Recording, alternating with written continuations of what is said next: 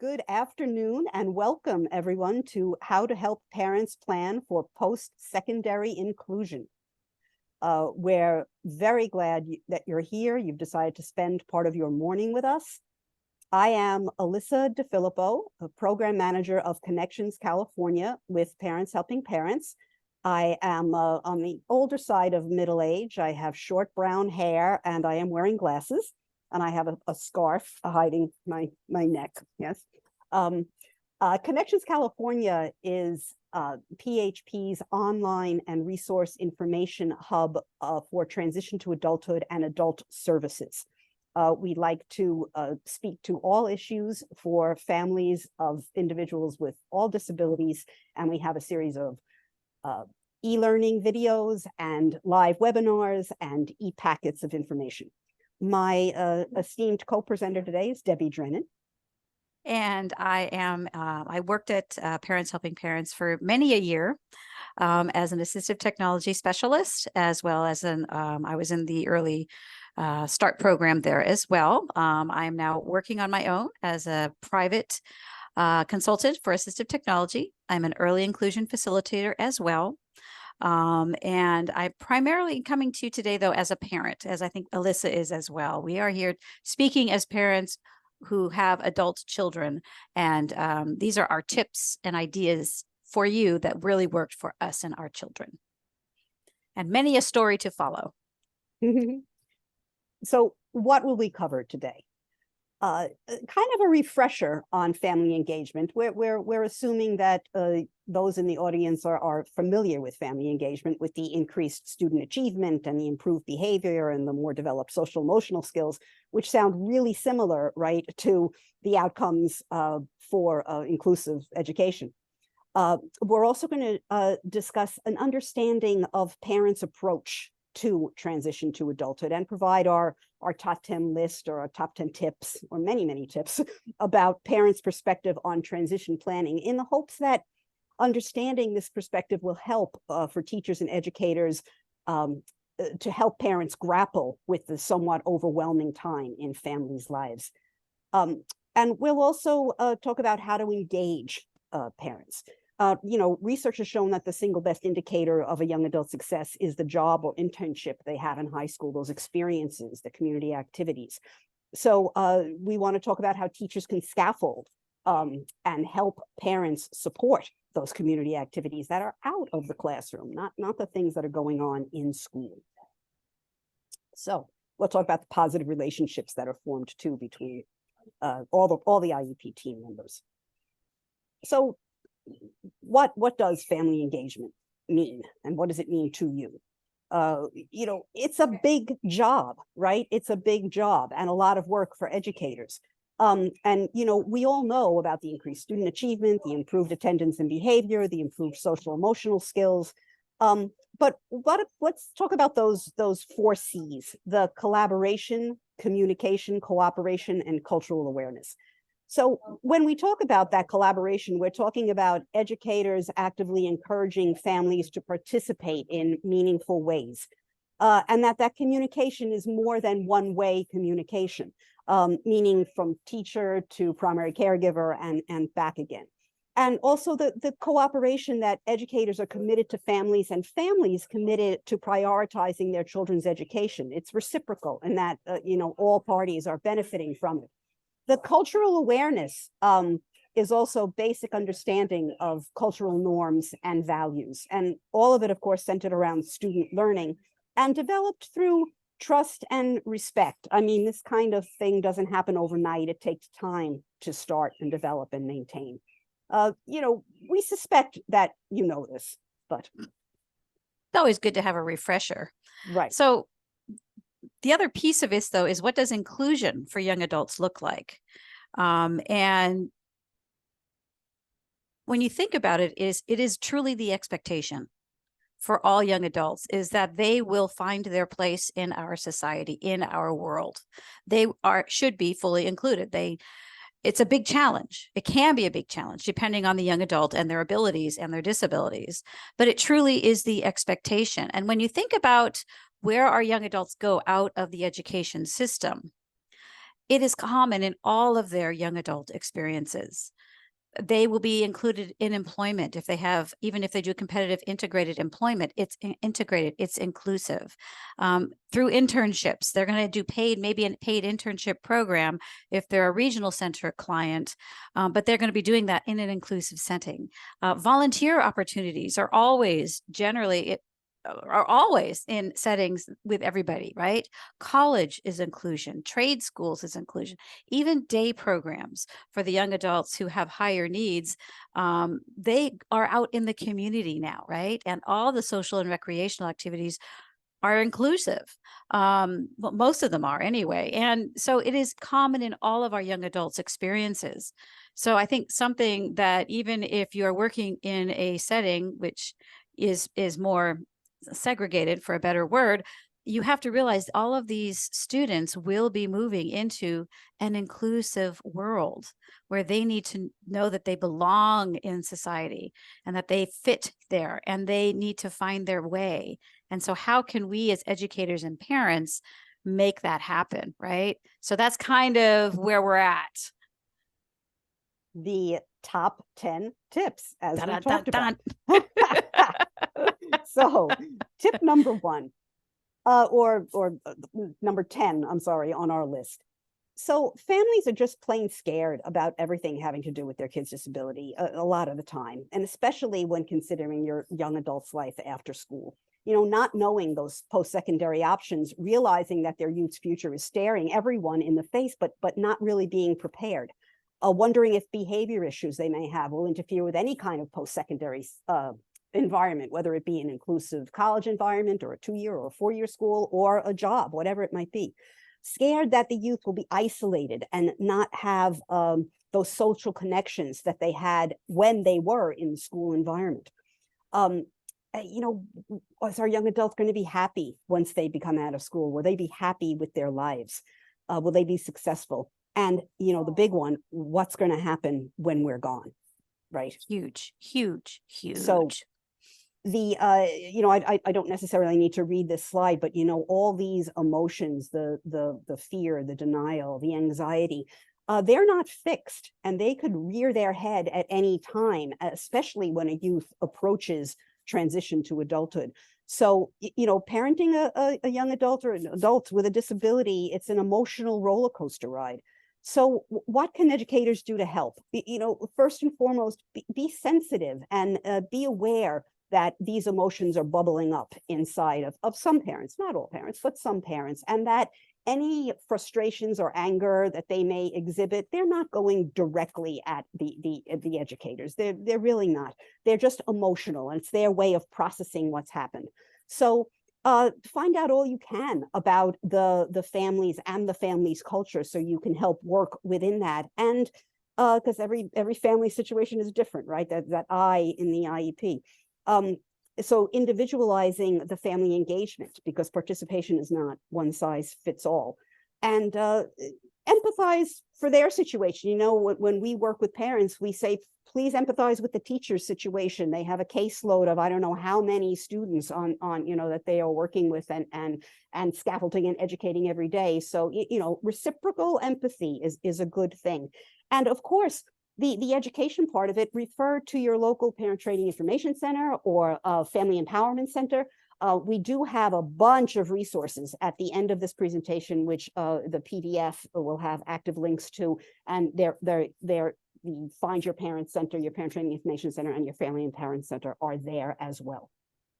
Yeah, and just to, you know, these emotions are across all kids who are exiting the education system, whether they have a disability or not. So you have to just magnify those emotions by 10 when you're working with a family with a child with a disability, because it's just, what's going to happen is huge. It's huge. And the parents, we feel unprepared and overwhelmed, right?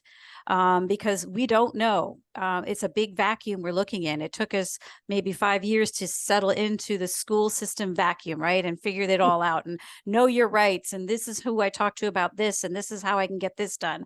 And now you're going to throw us out So they don't even know what to ask for, right? They're just overwhelmed.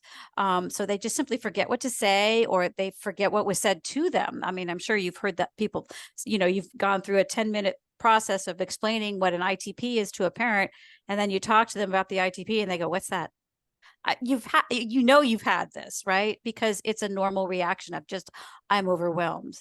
And when you think about it, they're stressed. And what does stress do to you, right? And I love this. If you've never seen the hand model of the brain, this is just a quick short video, and I hope it comes out okay on the Zoom here. Let me show it to you real quick.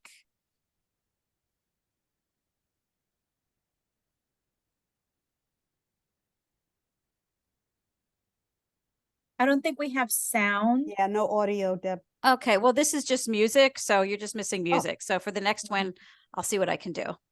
Thank you.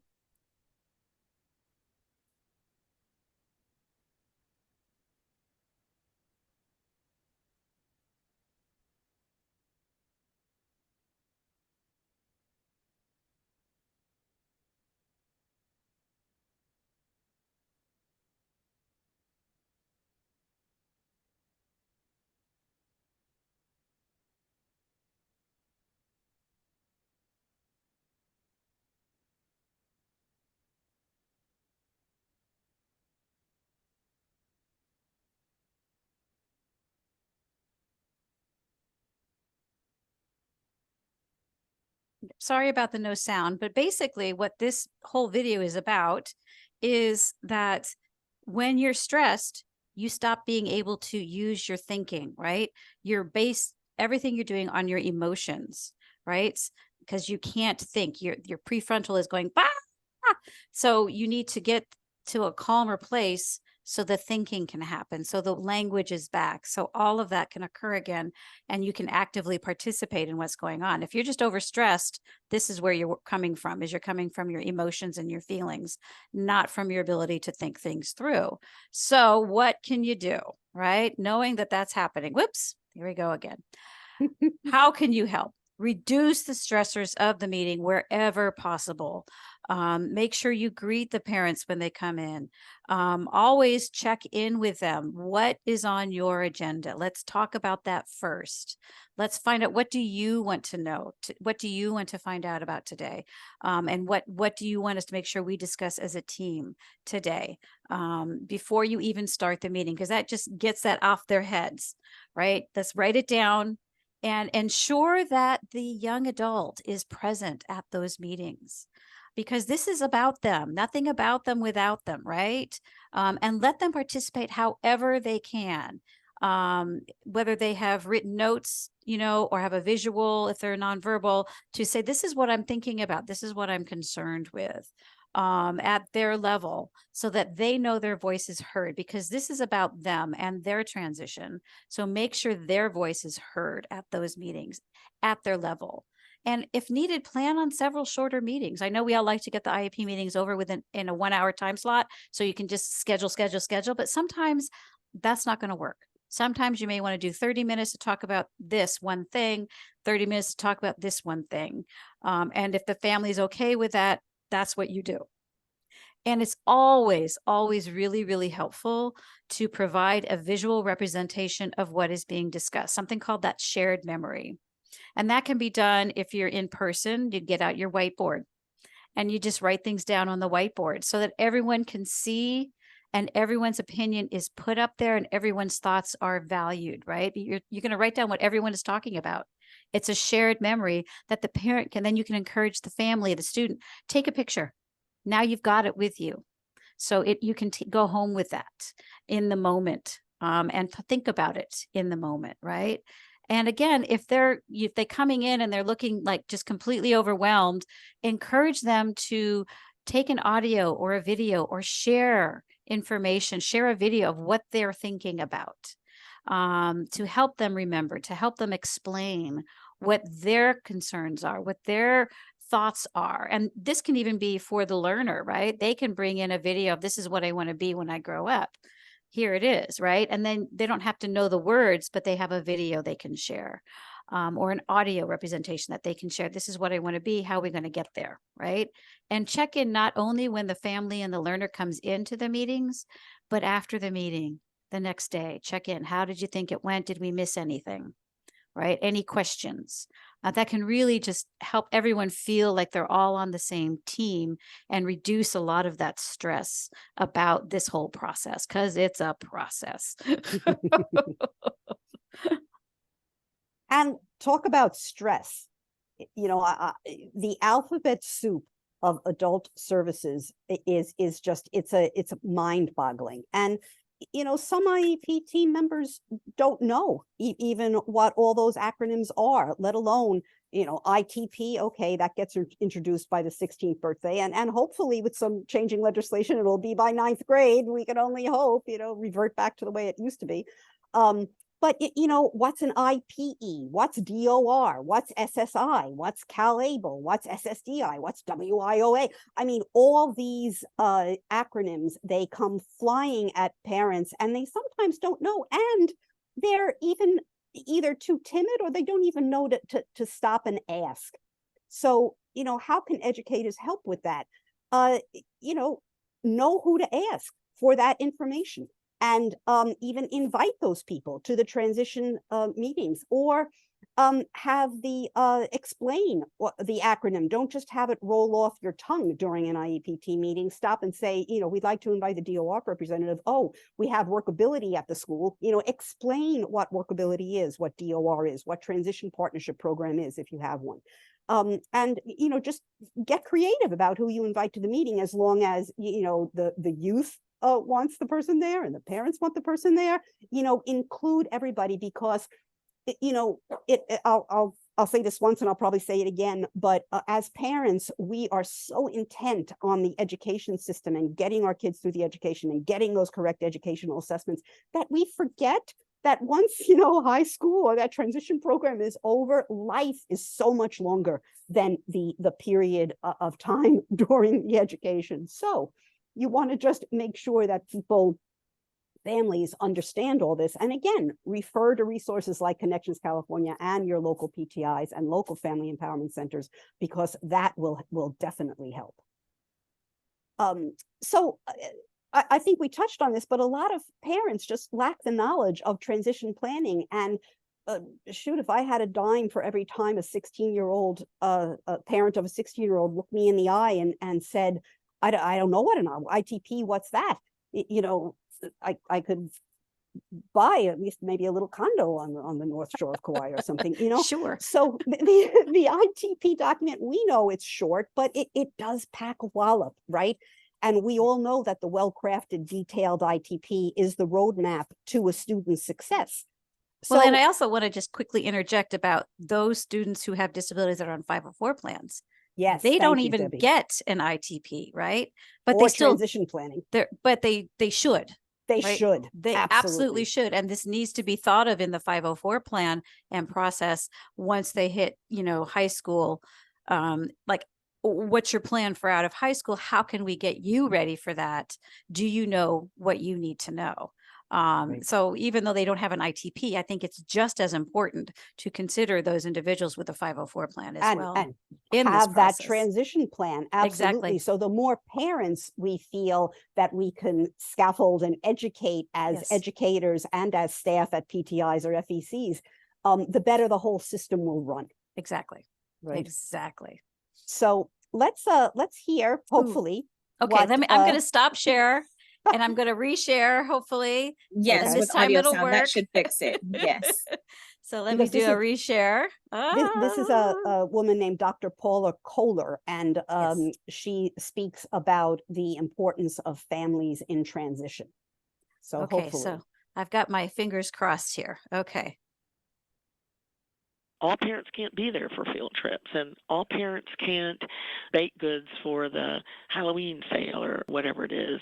But there are some roles supporting students in community-based enterprises or community-based experiences, or importantly, reinforcing educational IEP goals at home.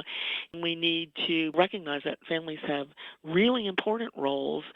Families will implement those roles differently. We limit them based on our perceptions of what they should be doing, and that's something we should really try to avoid. The idea is that parents have so much information that's going to be useful to planning real relevant and meaningful educational program. If we leave that out, we're making a huge mistake because we only have a part of a picture. So if we're not including parents in that process of looking at post-secondary goals or looking at opportunities for students in the communities, either in recreational opportunities or any of those things that build student competence outside of school, again, we're missing opportunities to further our children's development. Okay. Did that all come through for everybody? It did. Thanks, Okay. Debbie. Phew. Yes. Got the screen sharing done. So Excellent. the one phrase that really sticks with me is that limiting parents' involvement based on your own perceptions of what they should be doing.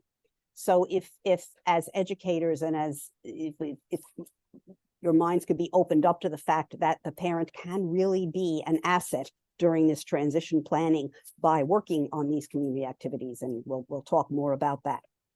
So, you know, parents need to be educated early and often about this, starting right before this. The students' learners' 16th birthday is just too late, and you know. And again, to just remember what Debbie said about those with 504s too, you know, so incredibly important to include everyone in the knowledge of what transition planning is. So when people don't know what transition planning is, they don't know what they don't know. So they don't even know the questions to ask, let alone the alphabet soup. And knowing, even to know that there are things called transition assessments that could be done, you know, in middle school. Even before, but let's just keep it to middle school right now, so that they can understand and develop, and the learner themselves can understand and develop what it is that they want to do with their lives. What are their dreams? What are their hopes? What are their desires? And the parents' perception of the youth's interest outside of school, you know, what motivates the student? This is the knowledge that encourages the community experiences and the activities for an ITP. Mm-hmm. Parents don't even know about age of majority and what that means. And they'll look at you like deer in the headlights when you say, well, you know, once your child turns 18, they're the ones who can sign their IEP. They're the ones who can decide whether or not they want to take medication. You know, this is a scary thing for parents when this happens. And what about how communication with colleges is very different than it is communication with high schools. So that's a whole nother presentation. And you know it's different, but a lot of parents don't know that it's different. So here we are on the overarching post-secondary goal slide. So this triangle that is formed between the overarching post-secondary goal, whether it's training, education, employment, or independent living skills, that are revealed through those transition to adulthood assessments, mind you. And again, that's a whole nother training too. But it's important that this triangle makes sense and that everything is pulled together. That's what we talk about when we say that the ITP could drive the IEP with a robust transition plan. But, you know, there in that blue arrow is where the essential parent role comes in with those activities and related experiences. So, you know, family engagement comes in the creation of and planning for that supporting activity, the community experience, which promotes learning and inclusion outside of the learning and inclusion of the school environment. And then, of course, involve the learners. The first step in involving parents in transition planning process is involving the student. So administer those few transition assessments, you know, early and often. I say 12, you know, so if it's 15, that's fine, but just before they're 16, 17, juniors in high school and ready to either leave or go on to their transition program. You know, find out where the student is presently. Where is the student going? How will the student get there? Do they even know? Do they even have a sense? And the other piece is it really brings into play the strength-based education and goals, right? Yes. And this is, again, even for individuals on a 504, you know, the whole education system, K through 12, is really, this is what you can't do, right? Every IEP talks about what you can't do. Every 504 is, where do you need help because of your disability, right? When you're looking at assessment for transition, you're going to say, where are your strengths? How do we play to your strengths? And how do we share everyone your gifts and strengths so that you can be a successful adult?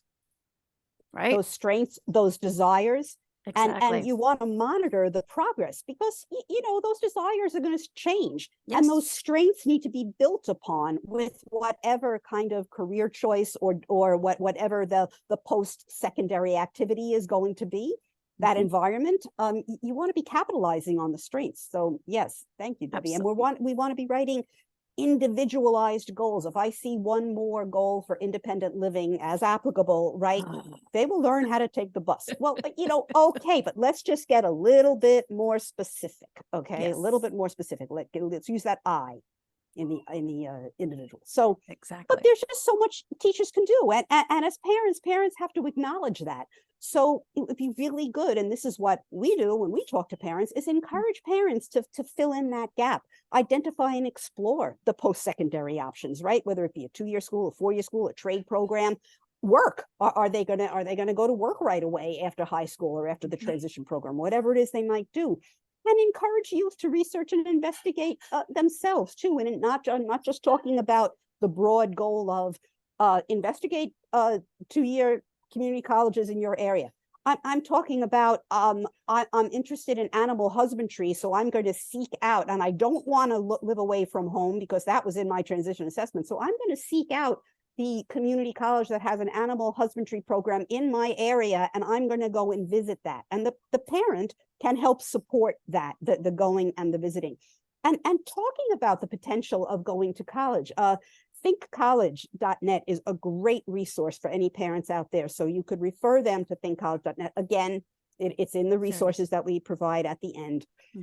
But really, there are lots of post-secondary options, and you want to also investigate financial strategies that are available to individuals with disabilities, and realize too, again, that the parent's role is going to change in any post-secondary setting. So you want to make sure that you let parents know that.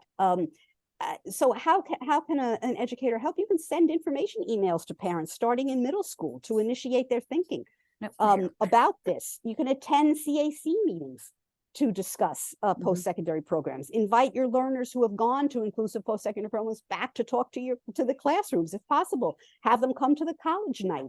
You know, have the student and the family ever been exposed to other individuals with disabilities that are participating in inclusive post-secondary education programs or competitive integrative employment?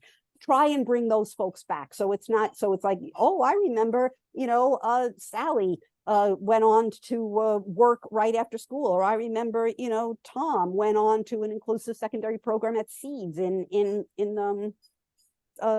Davis, right? And so be aware of things and share that information with the parents, I guess is the takeaway. Well, and I just want to go ahead. Sorry, you know me, I've got my stories, but for both of my jump right in.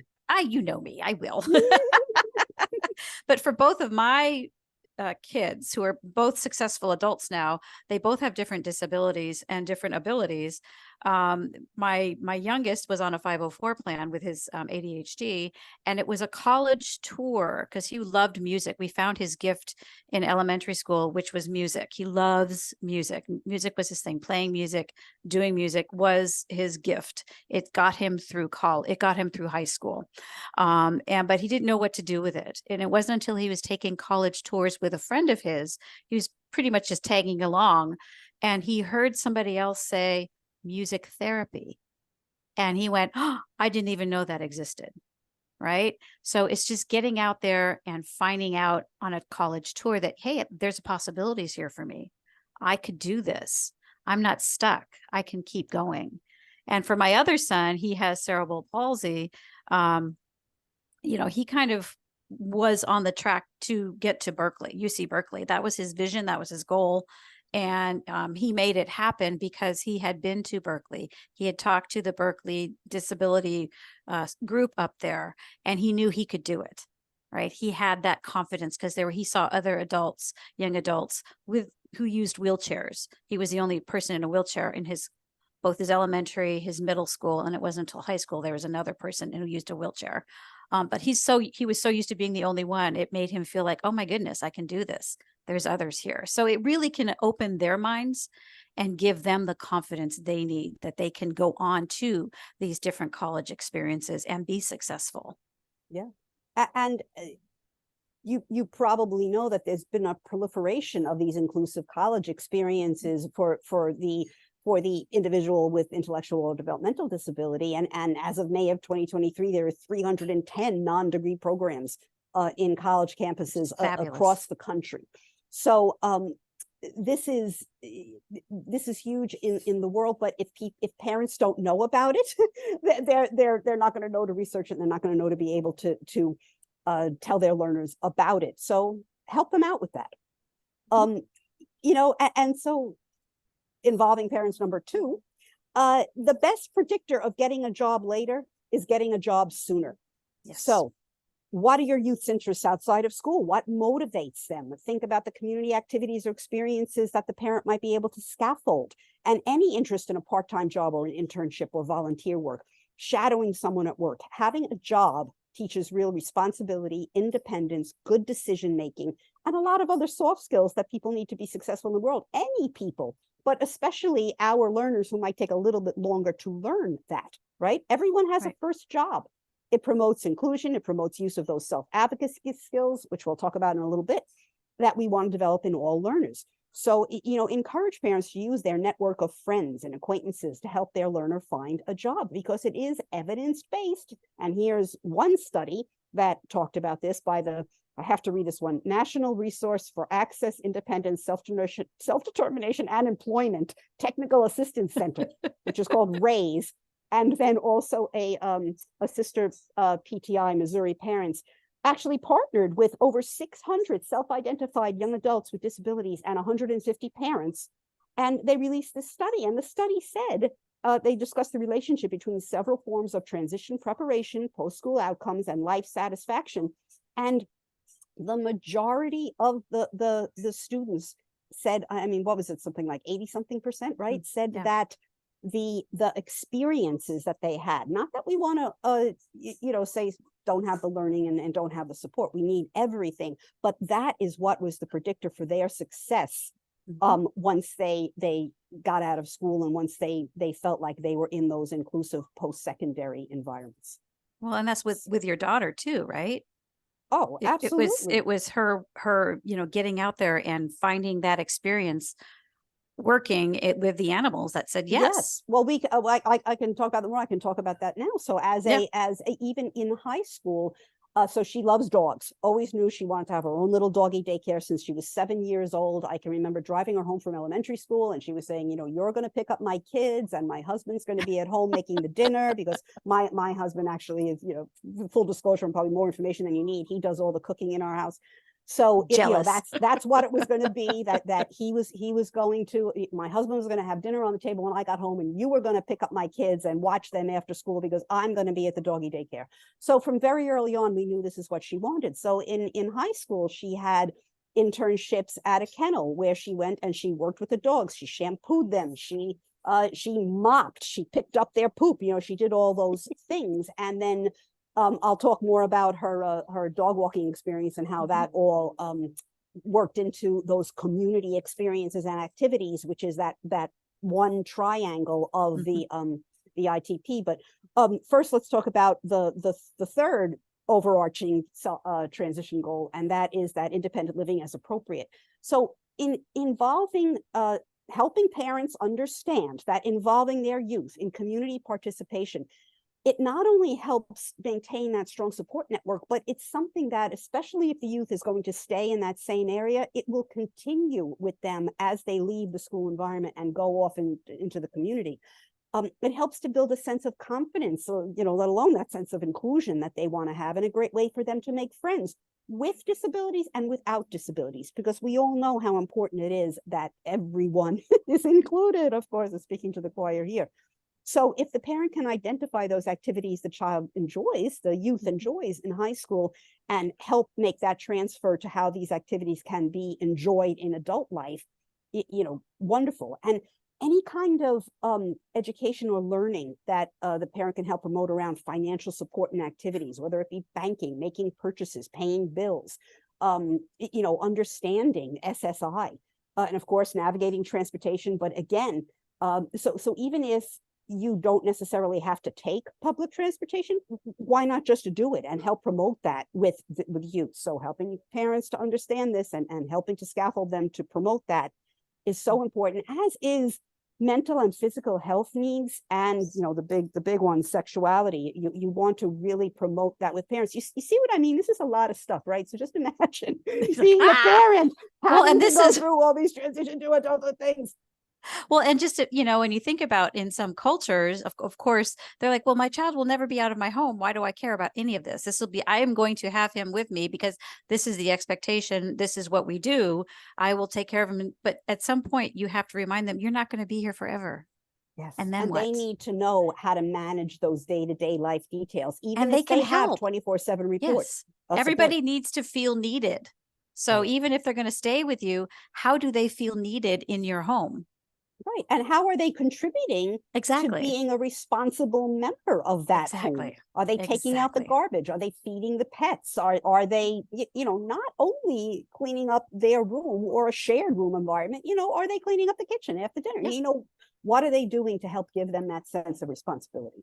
And that sense of being needed. So important. Right. Right. So this is actually, I found on ThinkNet, thinkcollege.net, sorry, but it was taken from another woman. But they call it 12 powerful strategies, and they are. I'm not going to read them all here, but even if you just share this one slide with parents, this one, and again, the link is in the resources, but just to show that this is in all areas. Take the public transport, help them by giving them a little budget to pay for their dog's food. My daughter has an emotional support dog. She, with her own money, has been paying for that dog's food for the past, I want to say 6 years. She's 25 now. I'm working on her paying for the vet bills. That's a little tougher when you have to do a non-anesthetic dental, which is very expensive every year, but we're working on it. We're working on saving money toward Cookie's non-anesthetic dental. Ugh. Okay. Good luck. That is expensive. So how can educators help? We share the power of self-advocacy. We're going to talk about self-advocacy in a little bit, but just know that it's the key to effective communication, acceptance, and inclusion when you have a strong self-advocate. And, we want to promote those student-led IEPs, learner-led IEPs. We know that students who actively participate in their IEP planning process are more likely to be engaged in school and be successful and achieve their goals. And I'm probably preaching to the choir about that. But, I was one of those parents who didn't want my daughter coming to her IEP meetings because I didn't want her to hear us talking about her, to hear us talking about all her needs and all her challenges and what she needs to do to be better, at what she was doing. And I wish I had her come to her IEP meetings when she was, 3, 5, 7, just to say, I like pink, I like to sing, I think I'm good at math, whatever it might be. When she started coming to her IEP meetings, it was when she was 16. And she'd write out her own version of her transition goals. And she actually wanted some counseling at that point. And I had been asking for counseling for at least 6 months. She wrote down her goals, said she really needed counseling to work with facilitating relationships in school. Within 2 weeks, she had weekly counseling sessions. So never underestimate the power of the student's voice, and try and promote those student-led IEPs, and even with parents who don't necessarily want to have their kids there. I mean, obviously it's their choice, but not when that student turns 18. It's not, and anytime transition planning is discussed, IDEA, the Individual with Disabilities Education Act, says that transition planning, the student must be invited. So the student doesn't have to come, but the student must be invited. And, here's a story about inviting to an IEP meeting. I don't know, Debbie has heard this before, I but love this one. so my daughter, when she was 19 years old, she'd been going to about half our IEP meetings for, maybe about 3 years. The email went out scheduling the next IEP. And so I responded to it, sure, 2 Thursdays from now at 1 p.m. So I turned to her and say, your IEP scheduled for 2 Thursdays from now at 1 p.m. And she put down her pen, and I wrote this down verbatim because I thought, oh my, this is somebody with a developmental disability, but listen to what she had to say. She says, it's my IEP. Didn't anybody think to consult me about my schedule? It's not right. It's disrespectful. Why do they tell me I'm a grown-up and that my opinion matters and I should make my own decisions? And no one even thinks to consult me about scheduling my IEP. I feel betrayed. What were they thinking? I didn't have a good response. But I took that, I sent it to the whole team, and I was like, we need to make sure that we invite Grace to our IEPs. And sure enough, we did. And she would come with our transition goals. And again, it's nothing about us without us, right? So we want to encourage parents to understand the importance of the evidence-based successful outcomes of learner-led IEPs. Okay. Exactly. I think you've heard Debbie. Please take it away. Okay. So the other piece, and then just to kind of back it up, it also goes to learner-led 504 plans as well. It's really important for all individuals with disabilities, no matter how old they are, to understand that, it's just a disability. It's like having blonde hair. I always used to tell people, when they looked at my son who uses a wheelchair, oh my gosh, what's wrong with him? I was like, well, there's nothing wrong with him. Do you mean, why does he use a wheelchair? I would just rephrase it, because it's not wrong to have a disability. It's not wrong to need to use a wheelchair. It's not wrong to have ADHD. It just is. And the idea is acceptance, and then moving on to how do I work with what I have? And how do I become the best me possible? And this is where I go to parents lack the knowledge of how those related services, which can be really important to this piece of it, should be even addressed.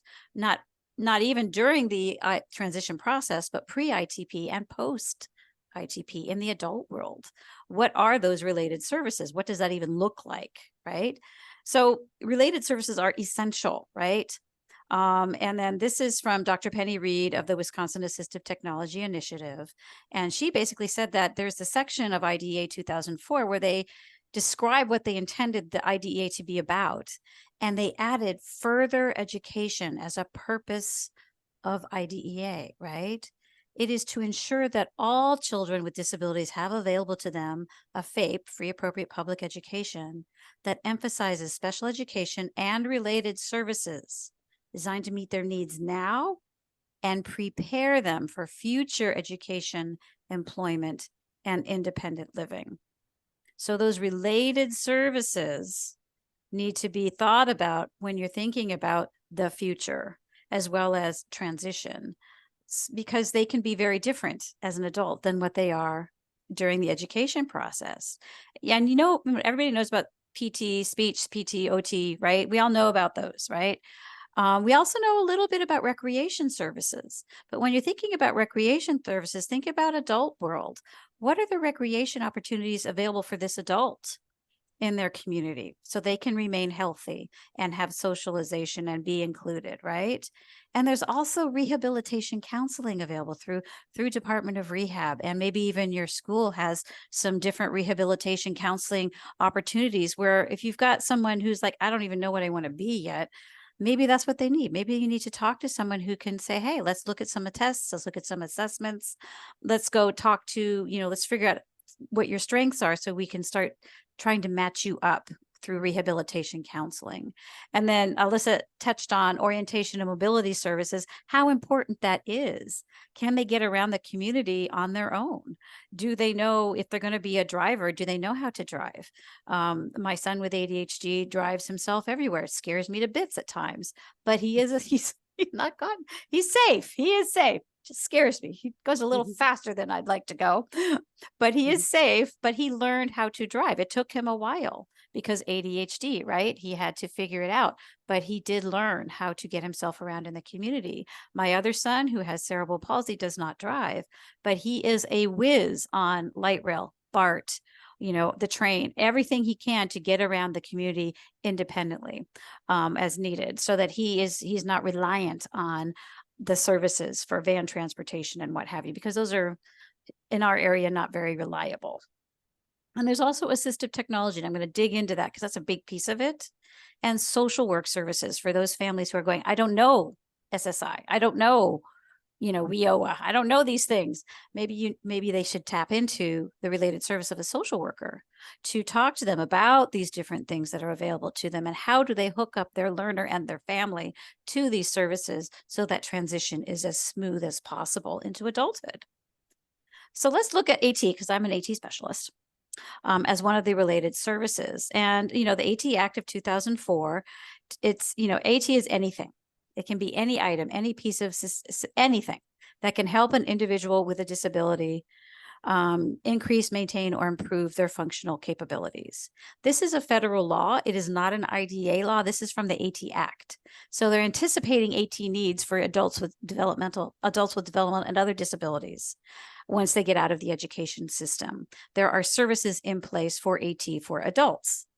And what a person needs as an adult may be in terms of technology, may be very different than what they're using in the education system.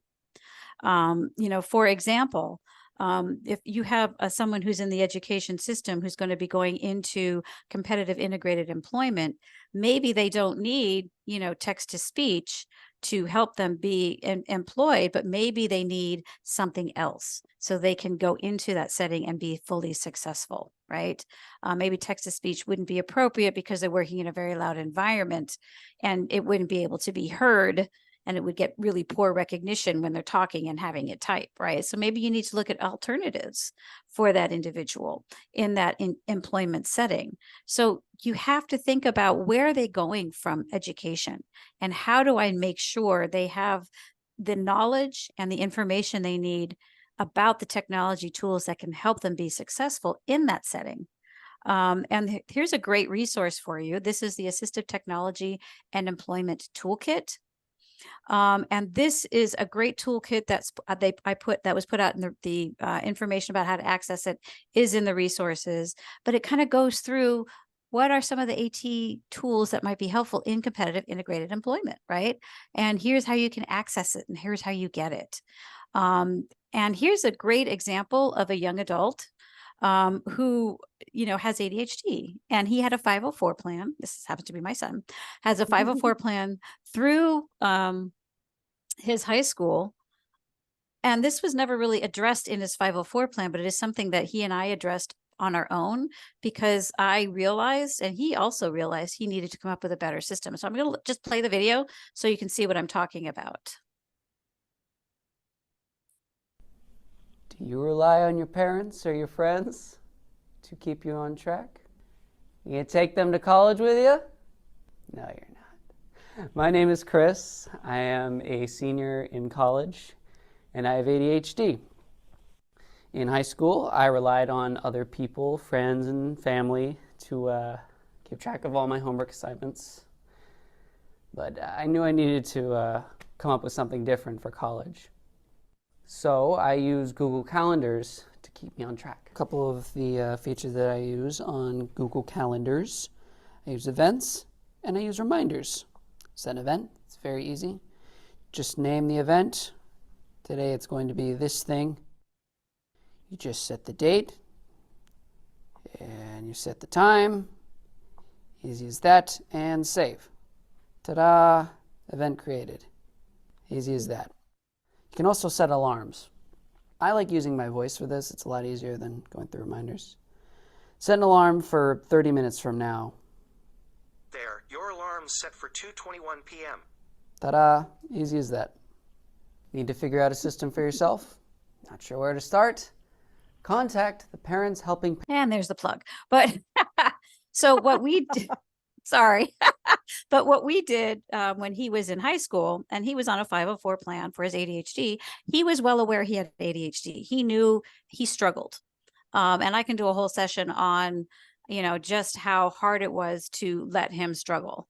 In fact, I'm going to talk about that in a little bit, but one of the things that we did together is I said, you're going to need to figure out a calendaring system, because right now he relied heavily, as he said, on friends, family, and the school loop system that they had, where teachers would post, what was due. So he would rely on all of those things. He didn't have a way of doing it for himself.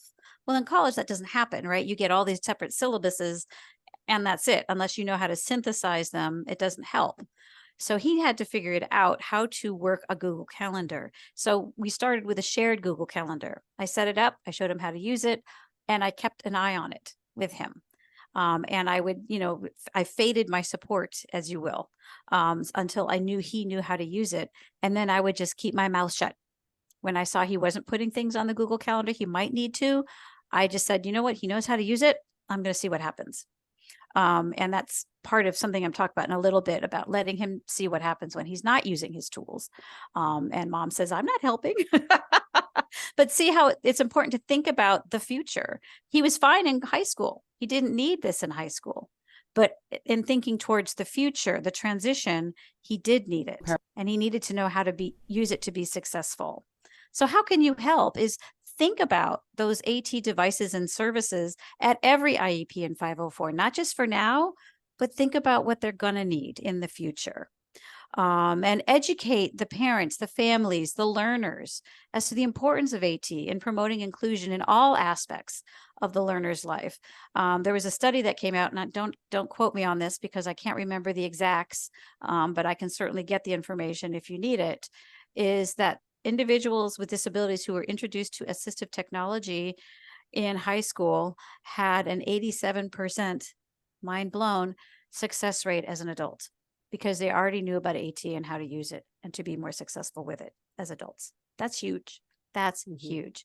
And plan for that. Think about all those related service needs in planning for further education, employment, and independent living, and help the learner understand and know to ask for the services and tools and be able to name them. So they can say, this is what I'm using. This is what helps me be successful. How can we make that happen in this next setting? Really important stuff. Okay. And number 5, we promise that this section goes a little bit faster than the first 5. Sorry. So we're still within it. We're gonna be okay on time. But it's that parents sometimes themselves only see their child's disability and don't focus on their abilities. And that makes it all the more difficult to let go, because during transition to adulthood, that's part of it. Letting go from going from manager to consultant, going from driver to passenger.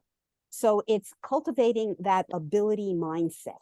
It's helping parents understand that they're not going to be around forever. They need to play to their students' strengths, and tend to, instead of only focusing on needs. Something I wanted to say about, back to that triangle of the post-secondary goals and the activities, community service, communities activities, and the annual IEP goals. So, my daughter, who, by the way, she knows I talk about her during any and all presentations, and I do a lot, but so, she wanted to be a dog walker or have a doggy daycare business. So that was her overarching employment goal. Well, in order to do that, we put our heads together as the team, and she wrote out, the 20 questions that she would ask a dog walker and a doggy daycare owner, and she did that within her school environment. Parent, I then found the dog walker and the doggy daycare, and I helped scaffold to bring her to the appointments, recorded what was said in an interview kind of situation, and then tying it back to that IEP goal. That was her writing expression goal, her written expression goal was write a 5-paragraph essay on the skills and requirements needed to be a dog walker, and write a 5-paragraph essay on the skills and requirements needed to run a dog daycare center. So she was able to buy into that and really want to do it. So that is playing to her strengths, and it helped her achieve her IEP goal. And that is that triangle. Now, if she hadn't done all that, would she have just recently gotten what she calls her dream job at a dog kennel? I don't think so. It took how many years? It took, 10 years. It took, 8 to 10 years to achieve that. But how many of us ever achieve a dream job? So, it's that ability to cultivate the ability mindset and have every member of the team be working toward that. And if you don't do those transition assessments, you're not going to find out what it is they want to do. So that's just a plug for doing transition assessments. So the parent themselves need to transition during transition planning from that manager to consultant, from the driver to passenger, like we said. And that's even more difficult if the youth relies too much on the parent for support and they don't have their own self-advocacy skills, and there hasn't been sufficient planning. There's a lack of transition planning. Much easier when those self-advocacy skills are there and they know what it is they need help with and when to ask for the help.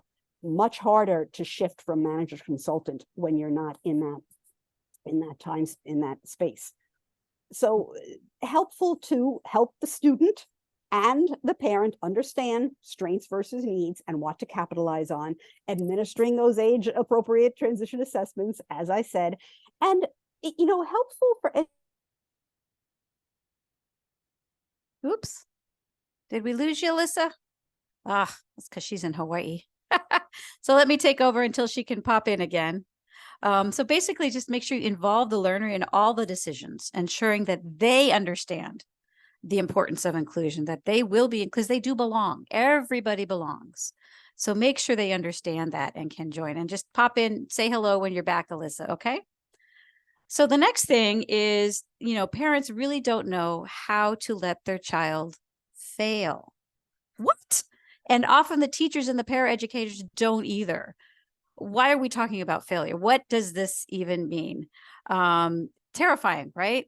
Why would we want someone to fail? Because it is through mistakes that huge amount of learning happens, right?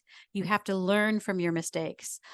Going back to my son with ADHD, I pretty much bit my tongue bloody when he was learning to maintain his own time calendar, because I had to let him make mistakes. I had to let him miss some deadlines so that he learned the importance of doing it for himself.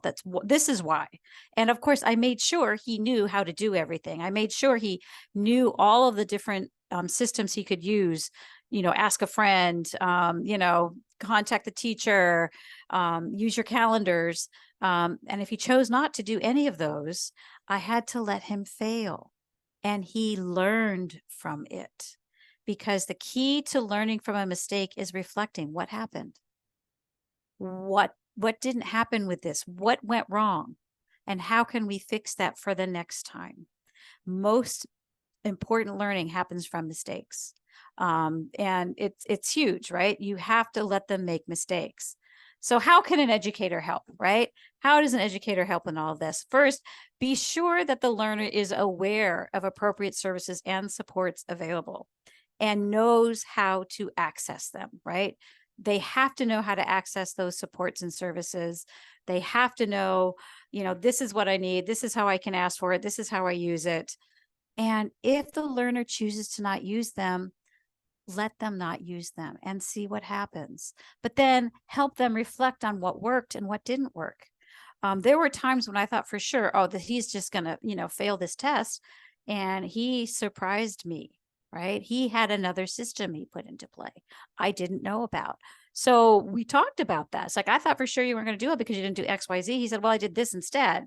And this is what got me through. I'm like, brilliant. You've got this figured out. That's awesome.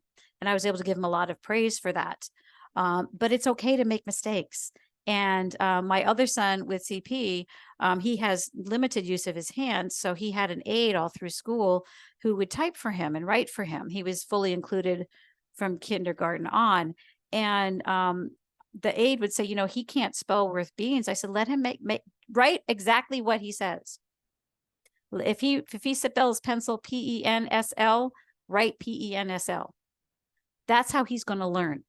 That's not how it is spelled. If you spell it correctly for him, he's never going to learn how to spell. So she let him make mistakes. And that's how you learn. That's how you learn, right? And keep in mind that learners need to be assuming more responsibilities and making more decisions on their own for those successful futures. So don't be embarrassed, and it's okay to make mistakes. Let them know that. And we're going to learn from those mistakes, and then we're going to try again until we are successful. And make a mistake a learning opportunity, right? So that's how you can really help. And it's scary. It's scary. No kidding. It's very scary. And self-advocacy now becomes the key to effective communication, acceptance, and inclusion. Learning to advocate for yourself. It is the key for individuals with disabilities to be fully included and accepted and belong as an adult, right? You need to know what to ask for, who to ask for it from, and that it's okay. As the keynote speaker this morning was fabulous. I loved listening to her say, disability is just a thing. It's okay to be disabled. There's nothing wrong with it. I agree, 100%. It's just a thing. But the key is, how do I use this? What do I need to be successful? And that's all it is. So there's some different self-advocacy strategies that can be taught. The first is self-awareness, right? Making sure your learners are aware of their needs, their desires, and their rights to help people understand. So everyone knows how to communicate with you, right? Everyone communicates in a different way.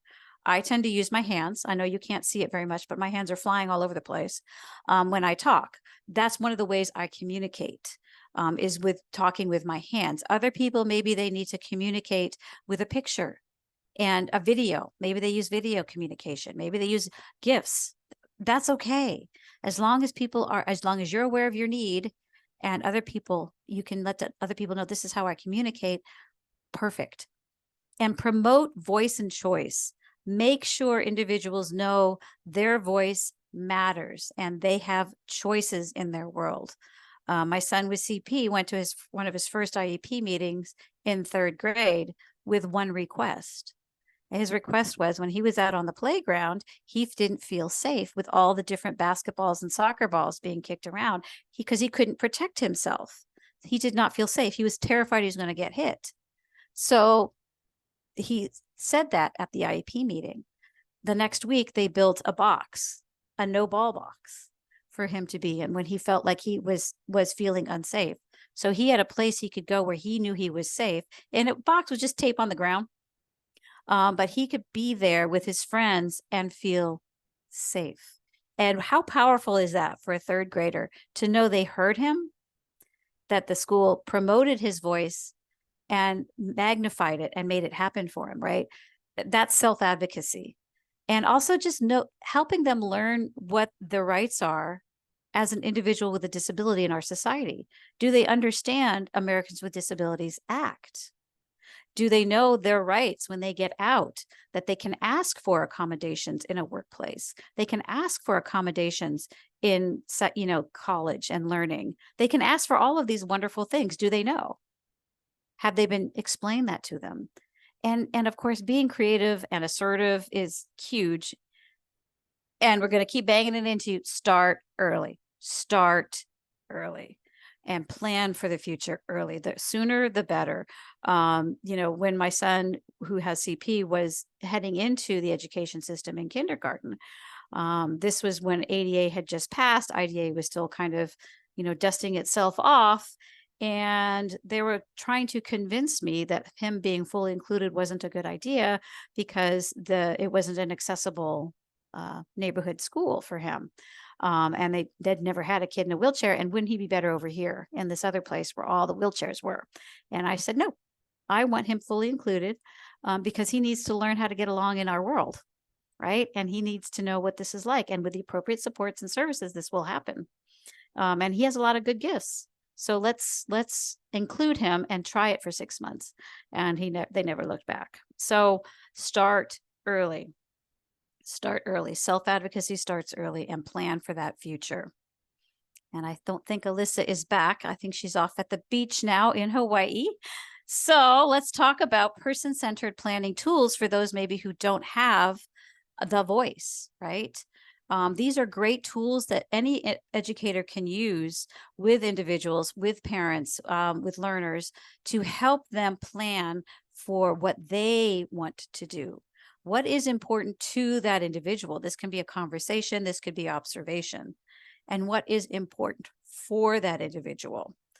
For example, for my son who has CP, it's really important that he have that he be able to go to concerts, that he be able to, get out in the world. He loves concerts. That's his big thing. It's really important that he have that opportunity, but it's important for him that he have someone to be available to watch his service dog, because some of these concerts aren't appropriate for a dog because of the hearing, right? The dog's ears are really, really sensitive. And he doesn't want him to go. Some he can go, some he can't. They're just too loud. So it's important that he have access to someone who can watch his service dog when he goes to some of these really, really loud concerts, right? Important 2, important 4. And there's also a great tool called the decision-making profile, which really explains to people how people like to get information and when is the best time for them to make a decision, right? For me, don't ask me to make a decision after 6 o'clock at night. I am too tired. I can't do it. But ask me at 6 in the morning. I'm a morning person. That's a really good time for me, right? And how do I like to get that information? What's the best way to present information and choices to me, right? So that I can make my decision. And what are some different ways that the communicator can help me understand? And then when is the best time? And when is a bad time for me to make a decision? So these are just some different planning tools that you can use as an educator, person-centered planning tools, to really help those individuals who need it make their voices heard, because that's a really important piece, is person-centered planning. So how can educators help? Learner-led IEPs. Really let the learner try to run the IEP as to their best of their ability, be a major contributor to those IEPs as soon as they are able to. And teach self-determination and self-advocacy skills early and often. Start in elementary school, that they have a right, they have a voice, they have a choice, and their voice matters. And how do I get my voice known in an appropriate way? And make sure those young adults have a way to communicate their desires, wants, and needs. We often have young adults who are nonverbal, and the parents say, well, I understand what they need. Well, that's great, but when they're out in the community, they may not be with you. Will that next other person know what they need, right? And do you really know what they need, or do you just think you do, right? Because you know them well, but maybe you don't. They may be thinking things you don't even know they're thinking. So make sure that young adult has a way of communicating their desires, wants, and needs, and give the learners the opportunity to make their own choices that are appropriate and at their level, because that really, again, improves those self-advocacy skills. And create a culture of belonging. And what does that mean? That means not only is the learner present in an inclusive classroom, but they're known, they're welcomed, they're accepted, they're heard, they're needed in that inclusive setting. So this is belonging. Belonging has like a whole circle of things need around it to really feel like someone belongs, and feeling needed is one of them. And that's why I go back to, you don't really have someone fully included until they know they are needed. Then you've met that full inclusion goal. So how can we help these individuals feel fully needed in their settings, in their inclusive settings? And educate those families as the importance of it, that belonging is key, being needed is key, giving them those chores in the household, making them do the dishes, so important. They need to be able to do all of that because they are needed. We need them in our world. We need them in our lives. And explicitly teach the learners their rights, that their voice matters, and this is why. Here's the laws protecting you. These are your rights. Explicitly teach that. Make that a curriculum if you can. Okay. So number 2, parents just want to be listened to, be heard, be respected as the people who know their youth best. And we want our youth to feel included, valued, and to contribute to society. That is all parents want, right? That overriding everything. This is the truth right here. We want to know that we are heard and that we know our youth the best. And we want our youth to be included, feel valued, and contribute to society. This is key. Everyone needs to think big. Have high expectations for inclusion is essential for everyone involved in the life of that person with a disability from birth on up. It's essential. Everyone needs to think big about this. that's why early inclusion 0 to 5, I'm an early inclusion facilitator. It's one of the other things I have on my head, is so important, because there's no reason in my mind that children with disabilities should not be fully included in those early inclusions, preschool and daycare settings. That's where it starts. That's where they know they belong. If they know they belong at those early ages, they can get through the difficulties that school system can put on them because of their disability, because they know they belong there, right? So think big, big, big, big, big, big. The bigger, the better, because if someone wants to be the mayor of Toontown, that was one of my coworkers' sons, he wanted to be the mayor of Toontown. Okay, what is that going to take, right? How can we help you become the mayor of Toontown? Sadly, he did not get to be the mayor of Toontown, but it also led people to know this is what he enjoyed, is animation, and he was really good at the internet, and so he ended up getting some great work doing data collection and internet searches, because he's so good at it, right? He never did get to be mayor of Toontown though, sorry. But think big. And with all of this, we have included a ton of resources for you, and you will get all of this on the PDF that we've included, that you should have available to you. All of these are different links. So when you, on the PDF, they're live links. You should be able to just hover over them and then click through to these different links to really talk about family engagement, post-secondary inclusion. There's some great tips here, great resources. Pacer is fabulous on how to really think about post-secondary inclusion, think work, huge, right? Stress reduction. How do you reduce stress? How do you reduce all of that, right? And why failure is good for learning. It really is. It's a key, right? As well as the Job Accommodation Network, a fabulous resource for individuals who are looking at employment and want to know what accommodations is available for me. And you can go do it as an employer, or you can do it as the individual with a disability to find out what's available for accommodations, for assistive technology tools and strategies, so that I can be fully employed, right? It's a fabulous resource. And learner-led IEPs and inclusion, we have a whole list for you to get, and at the very end is a whole bunch of person-centered thinking tools for those who need that extra support to really find out who they are and what their abilities are, and how they can make a choice the best. Here's where you can find your parent centers. Here's your family empowerment centers throughout the state of California. And this is my contact information if you wanted to ever reach out to me as a private AT person, early inclusion facilitator. This is my contact, my website, form you can fill out. For Alyssa, here's information about Parents Helping Parents and Connections California, which is a great resource for those transition age youth and their parents to really kind of know what's available and how to get through that alphabet soup. And it's full of videos and e-learning, as she said before. A great resource for you. And I think we are done. And I made it on time by myself, because Alyssa went off to go be in Hawaii.